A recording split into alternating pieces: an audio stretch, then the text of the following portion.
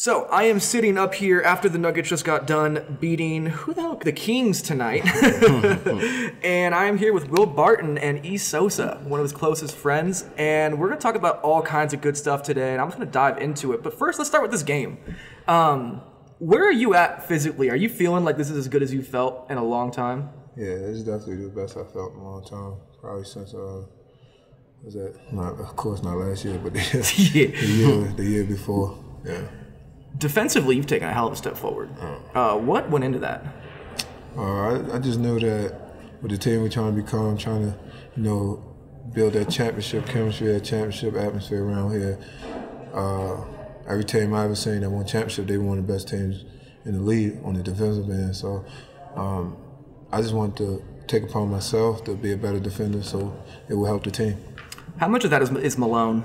Like, it seems like you guys are almost like regurgitating his phrases so much that he's kind of gotten to the team. Does that feel like it's true? Yeah, that's kind of his DNA. That's been his DNA since he got here. He's a defensive-minded coach. He's always been preaching defense, defense, defense. And I think as we gotten better, you can see, we're getting better each year on defense because we're trying to be one of those teams to, get to the finals. All right, I don't talk about this game much more, but just Michael Porter Jr. real quick. Yeah. What does it mean for him to have a start like that and finally get out there and get 26 minutes or whatever it was and play so well tonight? Yeah, this is what I expected. Yeah? I talked to him before the game. Just told him go out there, don't even, think too much. Just play with energy. You're so talented, everything else is going to fall in place if you play the right way. I mean, he can shoot it, he can drive it. He's a scorer, and he's 6'10" with the ability to put the ball on the floor and shoot. So if he just plays the right way and play with energy, I mean, it's going to find you. It's going to find you, and you're going to play good. And I think he did a real good job of that tonight. Perfect. I'm done with the game. I don't want to talk about basketball anymore. I want to talk about this because your guys' relationship is something that's really interested me because you're loyal to a fault, and the whole protect the family part of your life is so important to both of you. People don't know what that is. People don't understand necessarily. It's 3 letters to a lot of people. What is protect the family? What does it mean to both of you guys? To me, I mean, it started like since we were kids, really. I mean, me and him grew up together. Used to sleep in each other's house, sleep in the same bed. His mom is like my mom. My mom is like his mom. We like real tight. And we grew up in an area called Sedonia. We call it CA, and that's where it originated from. I mean, we've been hanging together since he probably about 12, 13. He's a little younger than me. I probably like 14. And I knew basketball would take me a lot of places, and it would make me meet a lot of different people, and some people that would be in my life forever. So once I got to college, I couldn't just call it CA no more because we would bring people in our family that wasn't even from our area. And that's what made me come up with, PTF. Because, you can be from anywhere. You ain't got to be from our hood to, be friends with us. And we getting so tight-knit with these people, we had to switch the name. Basically, some of these people we meeting is becoming brothers to us. Like, we got members now that's outside of our neighborhood. I knew it would get bigger than, when it started. Just because I knew basketball would take me places and all over the world. And, I'm a cool guy. I really connect with a lot of different people, and it couldn't just stay locally. What do you think? For me, it's just like accountability for one another, for each other, you know what I mean? Just staying tight within each other and making sure we all flourish together, you know what I mean? Yeah. We all reach these new heights together, you know what I mean? So, when we first started it, like you said, we grew up together, so we already had that bond for each other, you know what I mean? So as he grew, we grow, so when he take it from Memphis to Portland and here, he's encountering a lot of different people and he bringing us in all together. He's the head of the family, so we are just the chains and the links within each other. Being in tougher neighborhoods, it's rare that you cross neighborhoods like that and you bring people in because you build a foundation, right? Like you build a support system and something stable. How hard is it to kind of like let go of that and go out there and bring in other people? Was that unique to you guys, both of you? With me, I mean, I'm kind of like, if you ain't really been with us from the jump, it's hard to get in. Yeah. But with me moving so much, like when I was just home in B-Move going to high school there, it was easy to just keep me in that way. Because like, all right, I know who my day one friends, I know who been with me from the jump. But then I go to, you know, Brewster, a prep school far away from Baltimore my senior year. And it's like, you know, I can't just be in this box. Like, I'm gonna be lonely. So I'm meeting new people upon the way. Like one of my best friends, Steve, he went to Brewster with me. And it's like, we there together for a year. I can't just close myself out because I'm gonna be unhappy. So you get to, you know, meet different people, and we having this, you know, bond. And they, like Sosa, my friends, they trust my judgment. I ain't gonna really bring nobody around that's got the same vibes as us. They didn't have to necessarily grow up the same way, come from the certain struggles we did. But if I connect with you and bond with you, it gotta be special. It gotta be different. So they trusted my judgment when I bring people like that around. And now all of us becoming, you know, one big family from just, you know, like he said, then you go to Memphis. And I got one of my closest friends from there, Carlos, and the same. It's like we meeting people, but I'm not letting nobody in unless it's, you know, it's genuine and it's real. Like I said, it's not like I'm meeting 10 people and I'm bringing them all in. I might bring this person from this spot to this spot, but it's a reason. It's a reason because they're not there with me. Now my day one friends not there with me every day, and I have to connect with someone else. Or I'm just gonna be living this lonely life, and that's not who I am. Protect the family. It's not just building each other up. It's keeping you guys from doing bad shit. It's keeping you guys from the wrong decisions as well, right? So when you find people that are outside of that circle, that helps you in that regard. Is that fair to say at that point? Because you're bringing in different perspectives. You're bringing in different kinds of people, and that keeps things fresh. It keeps you moving forward to a degree. Is that what it comes down to, the protect the family? It's not just building, but it's keeping you guys together. Is that fair? Definitely trying to keep us together, trying to, like he said, like Sosa said, just motivate each other to flourish. I don't really care what your background is, and you know where you came from. It might be somebody that came from a tough beginners like me, or you had different beginners. Just the mindset. As long as we got the same mindset, we trying to, you know, provide for yourself and your family. I can rock with you, no matter, you know, your race, anything of that nature. And this brings us to Lou, which my condolences to both of you guys and everybody who was affected by the passing of him. I don't want to hammer this because, I mean, you've talked about this with Harrison the other day, which was a great story. But what did he represent to PTF? What was it that he embodied that made him so important to so many people? He had the best energy. His energy. Man, I hear this from so many, everybody that I've asked, everyone's like that energy. Energy unmatched. He just was a good person. He had a good soul. He was another one. Like, I took him everywhere with me. He used to be on our road trips. He hang with me. A couple of my teammates met him. Different people where I'm at, he's meeting, and they fall in love with him. They liking him because he just a good person, and he just bring this. He pumping you up. He revving you up. You know what I mean? He giving you confidence, and he just, you know, real close to us. I let Sosa talk, but to me, like, this somebody I used to take bath with when I was 5 years old. Like, this is real family for me. So it's like different. It's different to have that bond with him from that time to all the way to now. We grown men, and I just took him with me on this journey. It's gonna be tough not to have him with me because he was with me like a lot. He's very, very special. You know, one of those guys that, you know, he light up the room. He is the room. You know what I mean? That's why it's very important.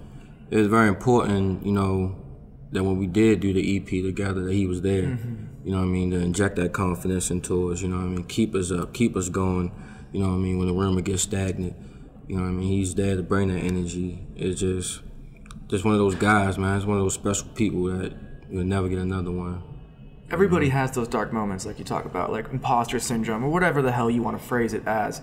To have someone that bright, that is just always oozing confidence, can you keep that with you after losing somebody like that? Is that something that you don't actually lose, that kind of energy? You can keep that within you? I mean, this experience of him is like, you gotta keep it. You know what I mean? You gotta keep it. It'll never be the same, you know, without him. But it's like, there's too many memories of him, too many thoughts of him to lose that. You know what I mean? It's how you keep him alive. Man, I appreciate you guys talking about it. I know it's not easy, so I definitely appreciate that. When you were recording your album, when you were there with Sosa in the studio and he was there, that was a tough moment in your life leading up to it. Is it safe to say that basketball has always been your solace, a place you found safety or comfort or whatever word you want to use for that? Yeah, definitely. Like, from the beginning, though. It's been like that from the beginning with me. Basketball took me out of my environment mentally. Like, growing up, I didn't even feel like I didn't have a lot because of basketball. Like, it always had me think about my future, so I wasn't even really thinking about exactly what was going on. You get what I'm saying? Like, it made me happy when I could have been sad. It was a distraction you loved. Yeah, like, it wasn't just that you trying to like get away, but you dove into something you cared about and built something from it. Anytime I had a problem, I could just lean on that to take my mind off something and just dive into that for 2-3 hours, however long I'm doing what I'm doing in basketball. When you spoke to us the first time after your injury, you were still hurt, but you had a moment where you spoke to media. You were very open with the mental struggles that you dealt with in that time. How important are the two people here right now that were able to be rocks for you, to be stable, and to be able to add what basketball gave you when you didn't have basketball? Yeah, well, my girl, she always there. You know, she take care of me. Whatever I need, she really there for me, handling anything I need out the court, whether it's food, getting clothes out, taking care of the house, holding that down, just trying to make life easier for me. So I appreciate and love her for that. She always doing that, especially when she see that, you know, I'm down. She going really out the extra. She going the extra mile, ask me am I okay all day, like especially like last 2 nights. Like, it's hard for me to sleep. It's just hard for me to really get out of bed till like I ain't really get out of bed today till it was game time. So I had to head to the arena. She putting up with all that, and she got her own life. So you know that's tough, but she doing it. So I always appreciate that. And Sosa, I mean, we so close. Like, I call him my twin now. We talk every day. It's not like a day me and him don't talk. Text, phone call, FaceTime. Like, literally, I'm talking to him every day. So me and him solid. We kind of think the same. We got one of those crazy work ethics. Both our imaginations are wild. That's why he flashing. Like, it's crazy. It's really crazy. And me and him bounce like ideas off one another, whether it's for his career, my career, or just anything we really see. I need, like, he one of the closest people in my life right now. I need him. So it's like, they doing a lot for me right now. What was your perspective, Sosa, of when he was going through all of this? I just know he needed us, you know what I mean? Because it's like, when you have your main thing in basketball and you can't do it, then it's like, you get distraught, you know, and you don't know, like, what is life, you know what I mean? So it's like, I felt like it was important for us to be there for him and make sure he know, like, we here for you, you know what I mean, no matter what, you know what I mean, through ups, downs, no matter what, we still gonna be here. And then work through it using music. Yeah. How important was that? Like, I know it's easy to say, like, music saved me. Like, everybody uses cliches like that, but how important was producing that EP with Sosa? It was very important because I'm stepping in, you know, uncharted waters. I never recorded music. I, you know, don't really know a lot about being in the studio, making songs and, you know, coming up with stuff like that. So you're already not confident. So to have someone I trust, you know what I mean, that's gonna keep real with me, but at the same time boost my confidence, not just, you know, just go off on me and stuff like that. I need that. Like I said, when I'm doing anything real intimate, I gotta have people around that I trust, or I'm not going to be the same. I'm not even gonna be able to put the same effort in. And then he wasn't just one of my close friends. Then he know music. He like studied. He people gotta understand. He just don't make music. He really studied the industry. So it's like, I got a real genius on my hand helping me with this. Yeah. So that made me like real confident. Anytime, I mean, I'm going over lyrics I done wrote down, we going through them together. He like, put this in there. I'm in the booth trying to, you know, come up with my flow, how I'ma sound, how I'ma rap. And I'm saying stuff, he like, yo, say it this way. Say it with more confidence. Don't try to sound like me, sound like yourself, find your voice. And I needed that. I need that. And your confidence doesn't really go away. Like, you were a confident individual, but when you were struggling playing and there was all that, you know, fanned inner stuff and the booze and all that, to go to a place where you weren't confident that was separate from basketball. Did that allow you to learn how to deal with those issues that were new, it seemed like, for you? Yeah, definitely. Definitely. That's why I was happy I did the whole EP thing, because it was like, it was just something brand new for me to challenge myself and challenge my brain and to just, you know, go through something new.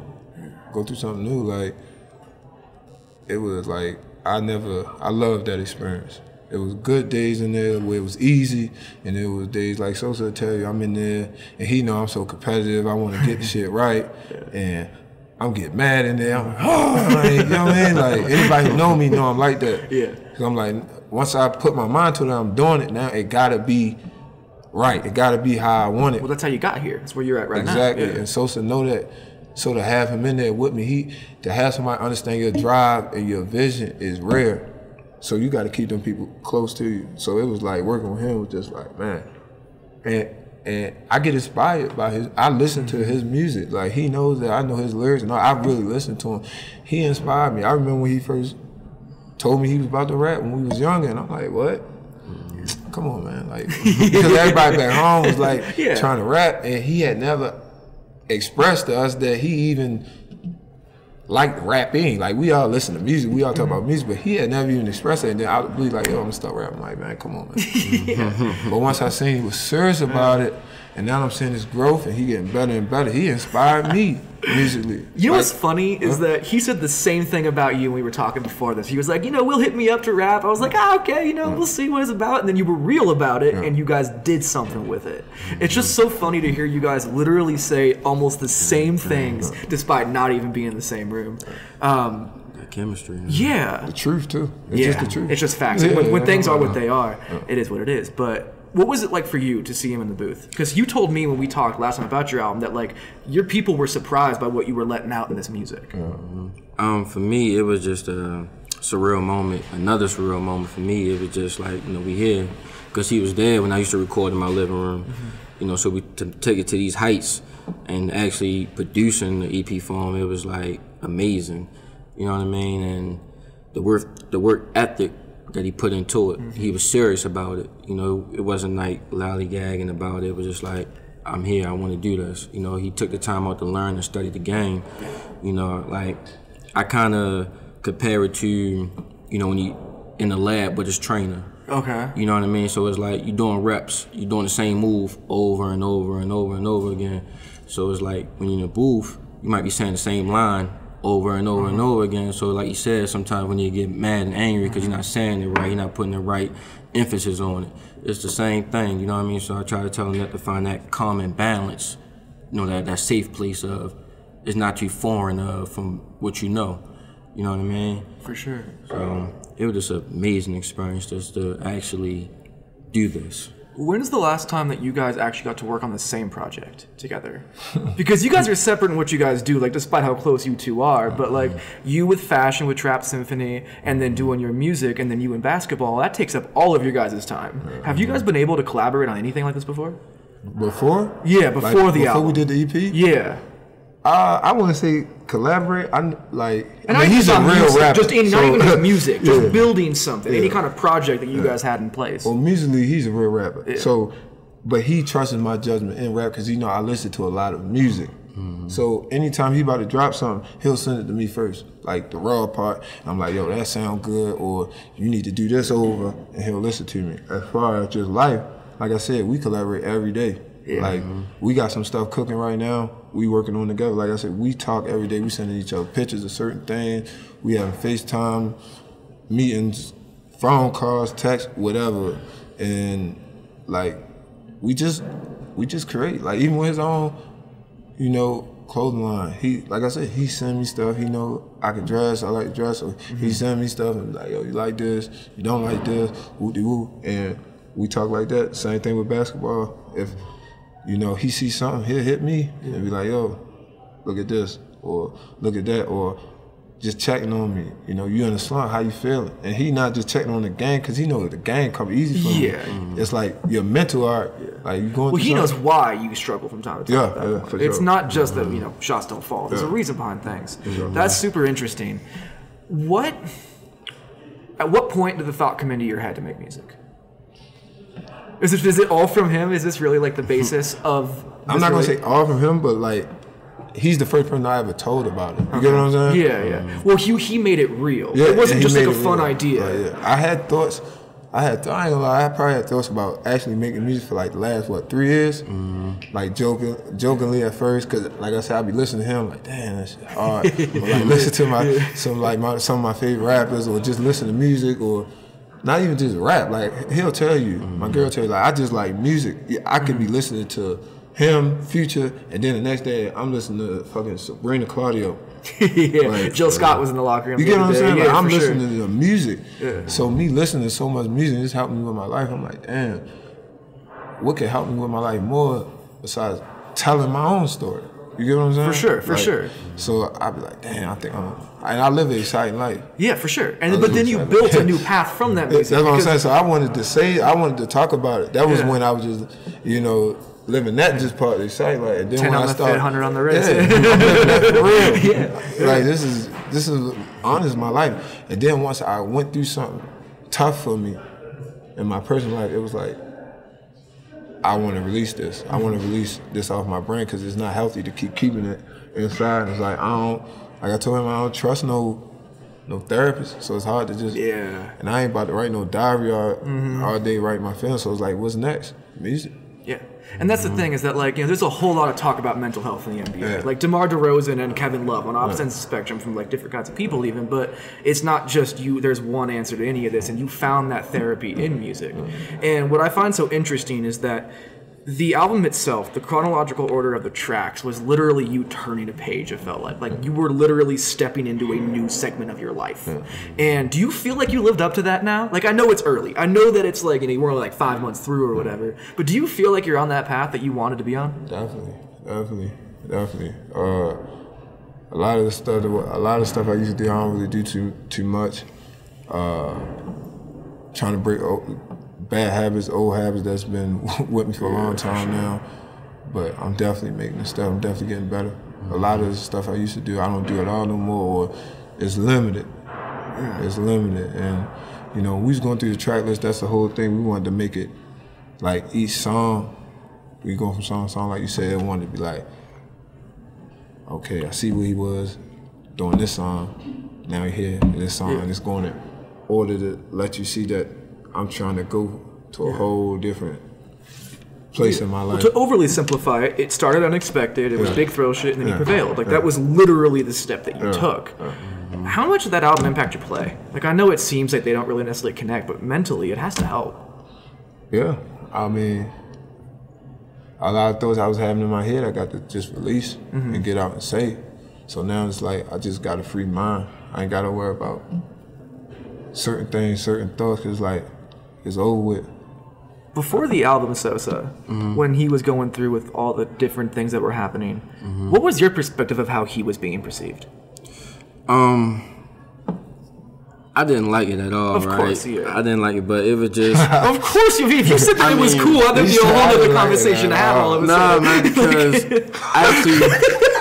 But I know he ain't lying. That's why I'm laughing. No, it's like, real. Like, he's like, I didn't like it at all. I know he did it. Yeah. That's funny to me. But it's good to like see these things because people like they look at NBA players as like deities. Like they're like not human to a lot of these people. And like this shit's hard. And like to hear it from you, like that means something. Like because it's crazy because I know how hard he works. I know how much he puts into his craft, and it's just like, they act like when he first came, it was just like he was a new spark for Denver. You know what I'm saying? It wasn't like, he came in playing bad or anything. Like, he been playing good from the jump. So he only started playing bad when he was hurt. And people don't realize, like, well, first off, first game he had 20, and then the second game, but by halftime he had 14 already before he got hurt. So honestly, what he's doing now, we would have seen last season. Yeah, it's like you told me before. It was like the defense was there last year in those first games. Like the way it fit was there already. So it's just like, they don't realize is that, that was his first major injury of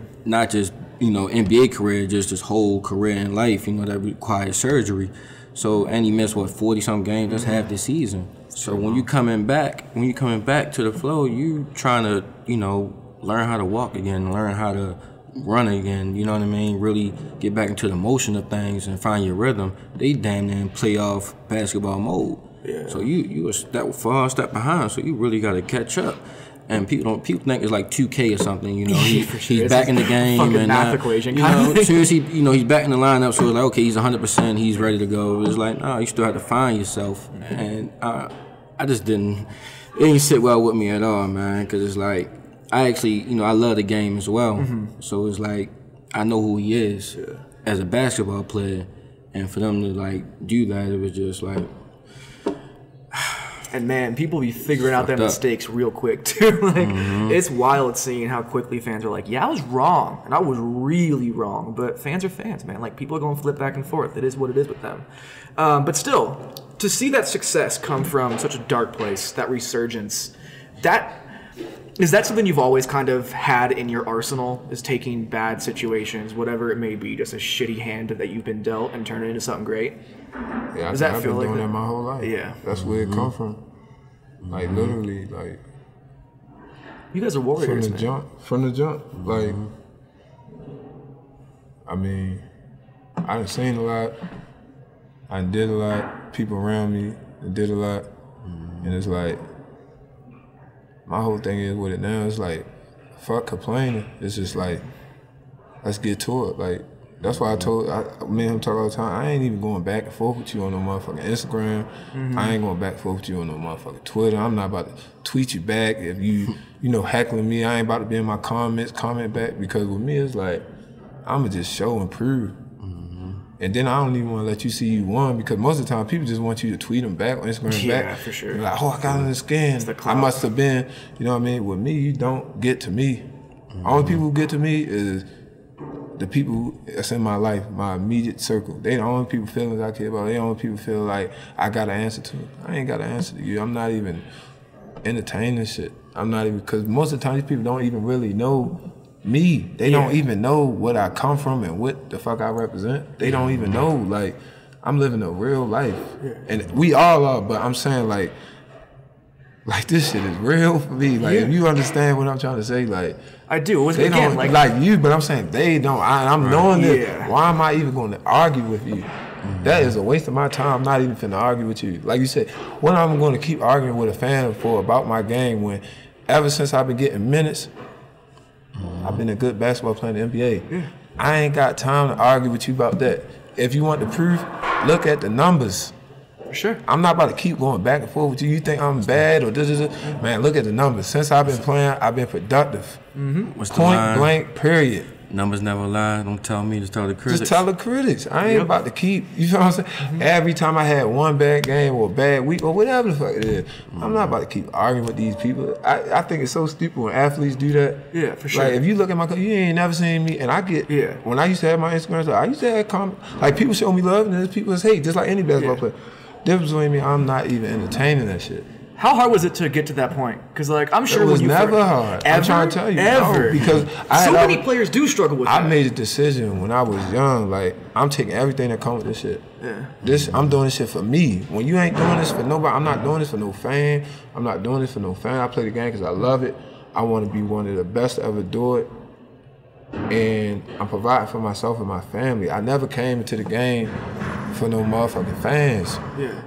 For sure. And for no, like, that's what I'm saying. Like, I don't understand when players do that. Like, I'm not even wasting my time. I've always been this way. I've never, ever gone back and forth with you. For what? Just look it up. And even then, all it does is just backfire on you. Like, no fan's going to end up taking repercussions for that, but you guys end up having to as players, which is, absolutely frustrating. We ain't going back and forth with none of them. I don't want this shit sound like I hate the fans. I got love for the fans. I don't. That's why the shit last year, that was the only reason why it hurt, because I was a part of this shit when it was trash. Like, when we weren't winning nothing. So that was the only reason why it hurt, but I got love for the fans. This ain't no Will Barton against the fans yet. He don't fuck with the fans, or he just asked the fans. I still sign autographs, I still take pictures, I still interact. Shit, man, your nickname on Basketball Reference is Man of the People. Like, it is what it is. It just, last year was just an experience, and I'm happy it happened because it put me back in a mindset of where I'm just relentless. Like, I don't even give a fuck about. Sorry, I don't even care. I told him before he came in that you can cause as much as you want. No more. It was like the relationship before. It was like I tried to tell somebody. It's like, all right, with the fans, it was like fans is like damn near one of your parents, and you always want your parents to love you, no matter what, right? Yeah. That's the type of love I had for the fans. It's like, damn. So when they did that bullshit, it was like, damn, y'all slick. Yeah. Turned on me when I had a bad day at school, or I did something wrong. Your parents ain't supposed to turn on you. Yeah. You know what I'm saying? 100%. But I'm not about to complain about that. I took it, that happened, and now it's move on. It's go hoop. I can't be like, oh man, the fans turned on me and never play good again. Hell no. I'm gonna do what I'm supposed to do. You weren't playing on concrete courts in Baltimore for fans. Like that wasn't. That's what I'm trying to say. We outside playing all day in the summertime. Yeah. 1,000 degrees outside. Ain't 8 weeks. White ass concrete making you blind by the going end to of it. somebody's backyard drinking some water hose. Drinking out the water hose. I ain't never did this for no fans. So it's like it just opened my eyes up and made me look at things a little different. And I needed that. But like I said, it ain't no. He complained about the fan. I could care less. Is he gonna love me or hate me? I just want to get back. I got back to that. Yeah. I got back this year. Maybe get back into that mindset. It's either some people gonna love me, some people gonna hate me. I got to go out there and play my game. I feel like when I first came back, we was winning, and I was just trying to on some fit in shit. Not you feel what I'm saying? Yeah, like, not play your game. Yeah, not trying to piss nobody off. Like if we start losing, so they won't blame me. Right. Fuck that. Blame me, praise me.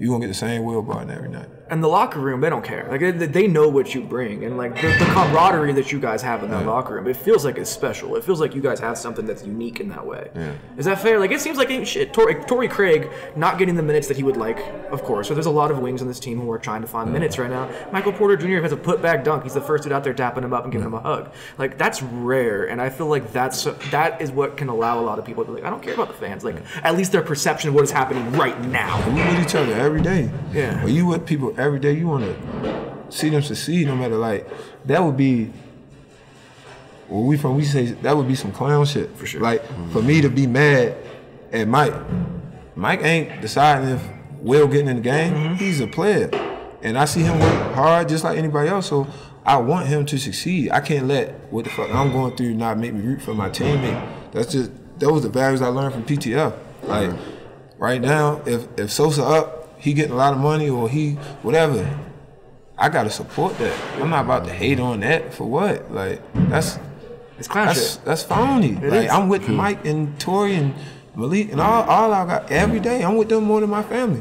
So it's like we trying to win, ain't we? I want them to be able to provide for their family, right? I don't want these people broke. I don't want these people not getting no money. And no one's out here trying to get people to not get paid. Why would I not cheer for Michael? Why would I not cheer for Tori when they do something?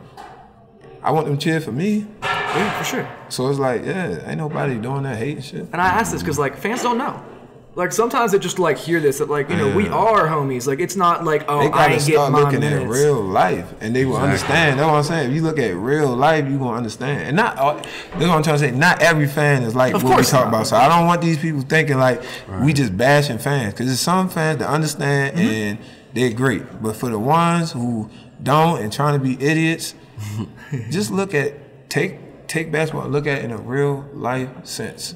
Why wouldn't Torrey Craig that Mike pulled up after he got it done? Yeah. We're not on opposing teams. We play on the same team. Yeah. We battle and practice every day and work hard every day together. Yeah. You don't want to see this guy succeed because you going through some tough times? That is some bullshit. Yeah, and that's why this cuts all of that out. Like that's why I love this podcast, because like it's not an attack on the fans. This is education. This is learning something that maybe you didn't have in your scope prior to this. So I hope that they get to have that. A couple of things I want to ask you about just about Nuggets again. Michael Malone got his extension. Yeah. How much does he deserve that extension? Just on a very, very basic question. He deserved a lot. We wanted a good team before he got here. He helped turn that around. You need to be rewarded when you do stuff like that.